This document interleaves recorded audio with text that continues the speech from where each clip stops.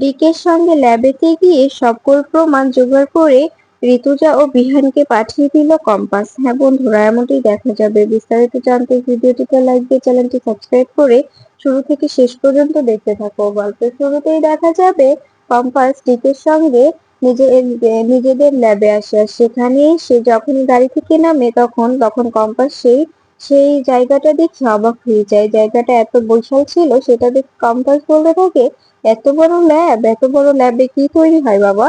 তখন তখন দেখা যায় দিকে বলতে থাকে, আগে ভেতরে চল, তারপরে সবটা দেখতে পারবি। এতটা এতটা প্রশ্ন করার কি আছে, সবটা নিজের চোখে দেখে নে। তখন তখন দেখা যায় এই বলে দিকে কম্পাসকে নিজের বুকের সঙ্গে জড়িয়ে ল্যাবের ভিতরে প্রবেশ করে। এদিকে দেখা যায় আগে থেকেই কম্পাস নিজের পুরো শরীরে ক্যামেরা ফিট করে এসেছে। আর সেই ক্যামেরার ফুটেজ গুলো যাচ্ছে জিৎ ও ঋতুজার কাছে। এরপরে দেখা যায় কম্পাস মনে মনে বলতে থাকে, হ্যাঁ আমি তো সবকিছু দেখতে চাই। তুমি তুমি কোথায় কি কি রেখেছো, কি করছো, সবকিছু আমাকে দেখতে হবে, সবকিছু আমার জানাটা প্রয়োজন। এরপরে দেখা যায় ডিকে বলতে থাকে, ভিতরে গিয়ে দেখ কম্পাস, এসব কিছু তোর। এটা শুধু একটা, আরো আরো এর থেকে বড় বড় অনেক অনেক ল্যাব আছে। আমার সব জায়গাতেই ল্যাব আছে। আমি এটা নতুন তোর জন্য করেছি। আর এখানে আমি একটা রিচার্জ লঞ্চ করব। এই কথা শুনে কম্পাস বলতে থাকে, কোন রিচার্জ বাবা? তখন তখন দেখা যায় এই কথা শুনে দিকে বলতে থাকে, সময় হলেই সবটা জানতে পারবি। তোকে আমি সবটা করবো। এখন থেকে সবকিছু তো তোকে জানতে হবে, তাই না? তুই তো আমার একমাত্র উত্তরাধিকারী। আমি আগে ভাবতাম যে আমি এত কিছু এত কষ্ট করে কি হবে, আমার তো কোনো উত্তরাধিকারী নেই। এইসব খাবে কে, এইসব দেখাশোনা করবে কে? আজ যদি আমি মরে যাই তবে এইসব কিছুর মালিক কে হবে? সেই বা এই সব কিছু পাহারা দেবে, দেখাশোনা করবে। হয়তো বা এটা একটি প্রাক্তন পরিত্যক্ত বাড়ি হিসাবে নামকরণ হবে। আর ওই বাড়িতে সবাই সবাই যাওয়া বন্ধ করে দেবে, কারণ ওই বাড়িতে তো কোনো মানুষ নেই। এরপরে দেখা যায় কম্পাস বলতে থাকে, বাবা তুমি এসব কেন বলছো? আমি আছি তো, তোমার মেয়ে কম্পাস, তারপরেও তুমি এসব কেন বলছো বলো তো?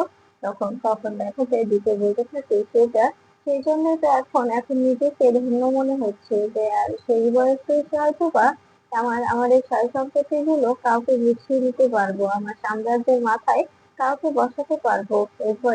তখন দেখা যায় এ কথা শুনে এ কথা শুনে কম্পাস বলতে থাকে, একদম একদম ঠিক বলেছো বাবা। আমি সবকিছু নিজেই হ্যান্ডেল করব, নিজে সবটা দেখে নেব। তখন তখন দেখা যায় তখন ডিকে বলতে থাকে, একদম একদম সবকিছু তোকে নিজের মতো করে গুছিয়ে নিতে হবে।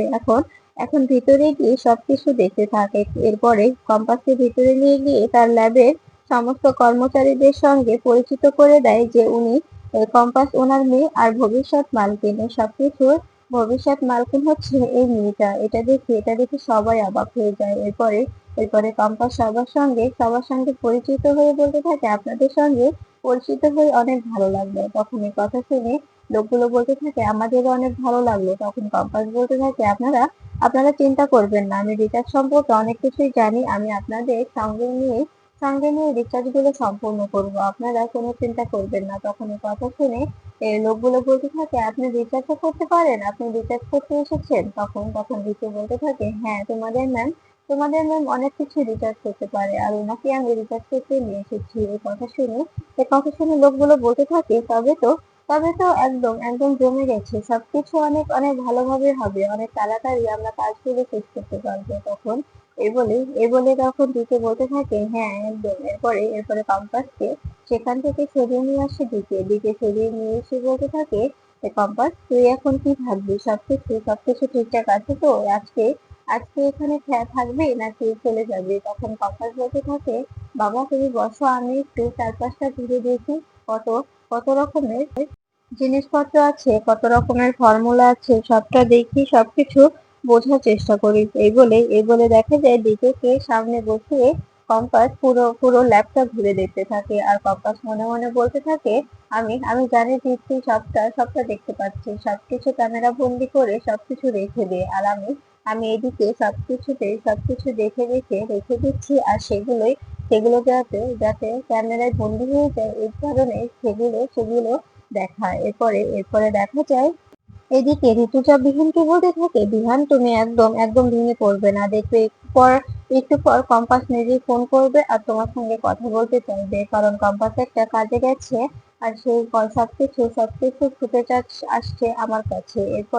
এরপরে দেখা যায় ঋতুজা সেই ফুটেজ গুলো বের করে বিহানের সামনে দেয় আর বিহানকে বলতে থাকে, এই দেখো বিহান, এই সবকিছু ডিকের সাজানো সাম্রাজ্য, আর এই সবকিছু ধরার জন্য কম্পাস তোমার সঙ্গে এরকম ব্যবহার করতে বাধ্য হয়েছে।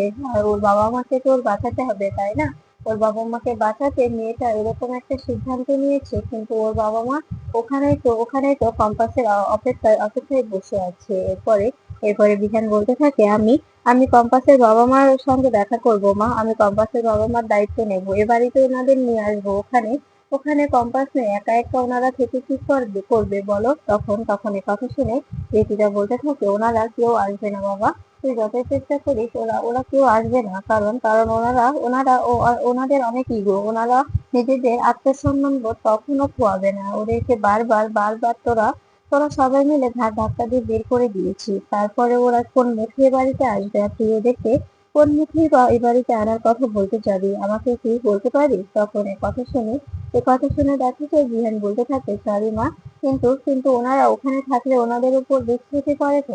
তখন ঋতুজা বলতে থাকে, কিচ্ছু হবে না, যেটুকু রিস্ক ছিল ডিকেকে নিয়ে, সেই ডিকের কাছে তো কম্পাস, ডিকের কাছে তো কম্পাস চলে এসছে, তবে ডিকের আর কোনো ক্ষতি করার চান্সই নেই। আর থাকে অভিকেন দত্ত, অখিলেশ, এরা কেউ কিছু করতে পারবে না, কারণ কম্পাস সবসময় ওখানে লোক ফিট করে রেখেছে, আর ওর কাছে অনেক যন্ত্র আছে, তাদের মাধ্যমে ও খোঁজ খবর নিচ্ছে, ওনারা একদম ভালো আছে। এরপরে দেখা যায় বিধান বলতে থাকে, আচ্ছা মা, কম্পাস যে ওখানে আছে, কম্পাসের যদি কোনো বিপদ হয়, মেয়েটা সব জিনিসে পাকামো করে, যদি বিপদ হয়ে যায় তবে তবে কি হবে বলো তো? তখন ঋতুটা বলতে থাকে, তুমি এতটা ভয় পাচ্ছ কেন বেটা? তুমি তো ভয় পেতে না, তোমার শরীরে তো ভয় ছিল না, তবে এরকম করছো কেন? ভয়ের কি আছে? কোনো ভয় নেই, তুমি এতটা এতটা ভয় পেয়ে উত্তেজিত হয়ে পড়বে না। তখন এই কথা শুনে বিধান বলতে থাকে, ওটা হচ্ছে ডিকে বেড়া, এই সারা বিশ্বের ডন হচ্ছে ডিকে, আর ও চাইছে যে এই পৃথিবীকে নিজের পায়ের তলায় নিয়ে এসে ফেলতে। এরপরে দেখা যায় কম্পাস আড়ালে গিয়ে ঋতুজাকে বলতে থাকে, মা তুমি কি শুনতে পাচ্ছ? তুমি কি আছো? তখন দেখা যায় ঋতুজা বলতে থাকে, হ্যাঁ হ্যাঁ কম্পাস, বল কি বলবি? তখন কম্পাস বলতে থাকে, মা এখন সময় নেই, আমি তোমাকে যে কথাগুলো বলছি মন দিয়ে শোনো, আমি তোমাকে এভিডেন্স গুলো পাঠিয়েছি, সেই এভিডেন্স গুলো তুমি দেখো, তুমি পরীক্ষা করো, তারপরে এভিডেন্স গুলো সুন্দর করে রেখে দাও, কেউ যেন কোনোভাবেই এই এভিডেন্স গুলো ছড়িয়ে ফেলতে না পারে। তখন দেখা যায় বিহান বলতে থাকে, মা আমার কাছে দাও, আমি একটু কম্পাসের সঙ্গে কথা বলি।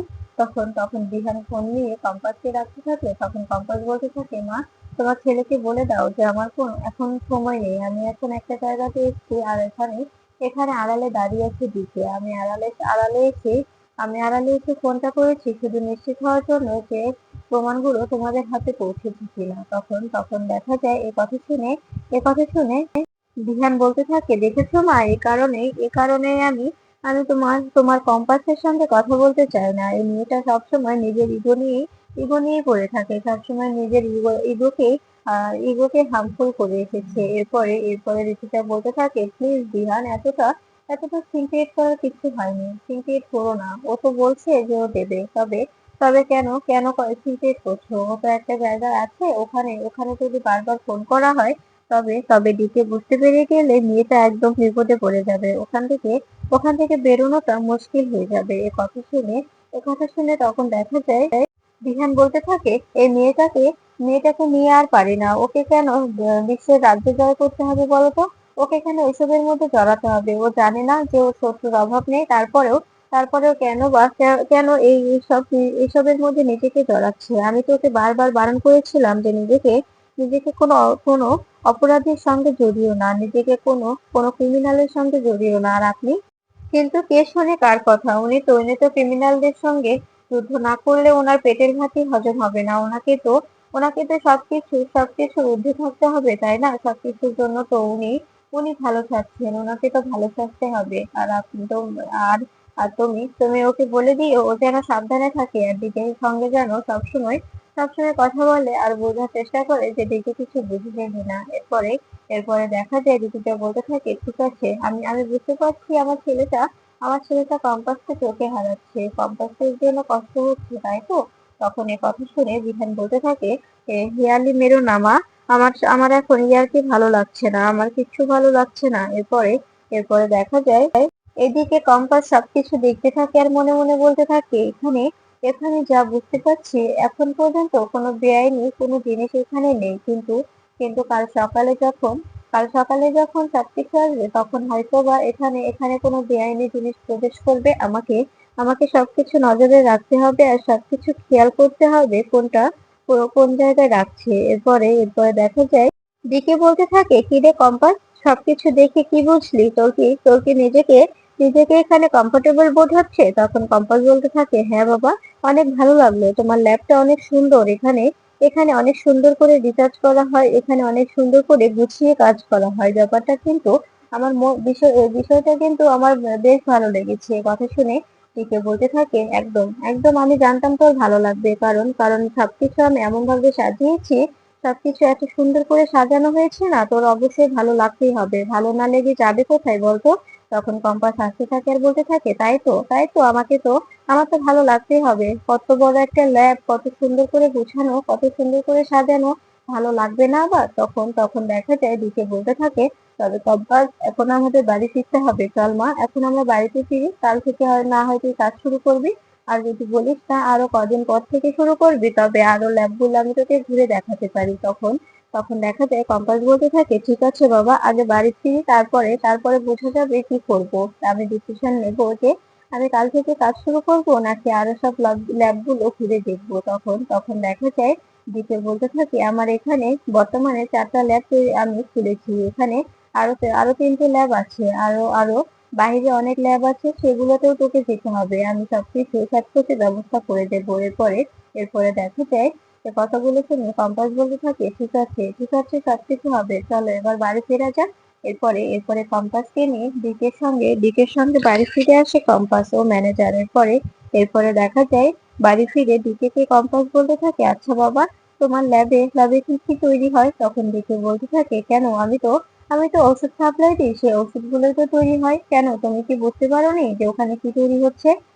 তখন কম্পাস বলতে থাকে, হ্যাঁ বুঝতে পেরেছি, তারপরেও বলছি কোন ধরনের ওষুধ তৈরি হয় ওখানে, কোন ধরনের মেডিসিন তৈরি হয়, এটাই জানতে চেয়েছিলাম। তখন তখন দেখে যে এ কথা শুনে দিকে বলতে থাকে, এখানে এখানে সবকিছুই তৈরি হয় মা, সব ধরনের ওষুধই তৈরি হয় এখানে। এদিকে এদিকে দেখা যায় মুক্তি আড়াল থেকে বিহানও ঋতুজার সকল কথা শুনতে থাকে আর মনে মনে বলতে থাকে, তার মানে এই ব্যাপার। আর আমি এটা সবটা কন্ট্রোল করে দেবো। ঠিক তখনই দেখা যায় মেঘমালা বলতে থাকে, কি ব্যাপার মুক্তি মাসি, এখানে এখানে দাঁড়িয়ে দাঁড়িয়ে আড়ি পাচ্ছ কেন, কি শুনছো তুমি? এই কথা শুনে অবাক হয়ে যায় বিহান ও ঋতুজা। তখন ঋতুজা বলতে থাকে, কি ব্যাপার মুক্তি মাসি, সত্যি তো তুমি আমার ঘরের দরজার সামনে কি করছো, আর এখানে আমি আর মা ইম্পর্টেন্ট কথা বলছি, তুমি বাইরে দাঁড়িয়ে থেকে আড়ি পাচ্ছিলে? ছি মুক্তি মাসি, তুমি এতটা নিচে নেমে গেছো, এখন এখন তোমাকে দেখে আমার ঘৃণা হচ্ছে। এ কথা শুনে তখন মুক্তি বলতে থাকে, প্লিজ বিহান, এভাবে বলিস না বাবা, আমি আমি ইচ্ছে করে আমি ইচ্ছে করে এখানে দাঁড়াইনি, আমি এখান থেকে যাচ্ছিলাম, হঠাৎ আমার পায়ে ব্যথা করলো তো তাই দাঁড়িয়ে পড়েছি। তখন এ কথা শুনে মেঘমালা বলতে থাকে, কই আপনার পায়ে ব্যথা হলে তো পাটা দাঁড় করাতে পারতেন না, কিন্তু আপনি তো দিব্যি দাঁড়িয়ে আছেন, দিব্যি দাঁড়িয়ে দাঁড়িয়ে কান পেতে শুনছিলেন আর হাসছিলেন, আমি তো স্পষ্ট দেখলাম। তখন এ কথা শুনে ঋতুজা বলতে থাকে, প্লিজ বড় বৌমা, এখন এসব বাদ দাও। এরপরে মুক্তিকে বলতে থাকে, প্লিজ মুক্তি, এখান থেকে যা, এখানে সিন ক্রিয়েট করিস না, আমি চাচ্ছি না এখানে কোনো সিন ক্রিয়েট হোক। এরপরে দেখা যায় মুক্তি চলে গেলে মেঘমালা বলতে থাকে, আচ্ছা মা, আপনারা কি করছেন এভাবে মন দিয়ে? তখন দেখা যায় ঋতুজা বলতে থাকে, আমি কম্পাসের সঙ্গে কথা বলছি মা, কম্পাস আমাকে অনেকগুলো প্রমাণ পাঠিয়েছে, সেগুলো বুঝে নেওয়ার চেষ্টা করছি। এ কথা শুনে অবাক হয়ে যায় মেঘমালা বলতে থাকে, ও প্রমাণগুলো পেলো কোথায় মা? তখন ঋতুজা বলতে থাকে, ওদিকে ল্যাবেতে গেছে, ল্যাবে গিয়ে সবকিছু জোগাড় করেছে। এরপরে দেখা যায় কথা শুনে তখন দেখা যায় মেঘমালা বলতে থাকে, মা ওকে সাবধানে থাকতে বলবেন, কোনো যেন বিপদ না হয়, কারণ দিকের কথা তো কিছু বলা যায় না কোন দিক থেকে কখন কোন বিপদে এসে দাঁড়ায়।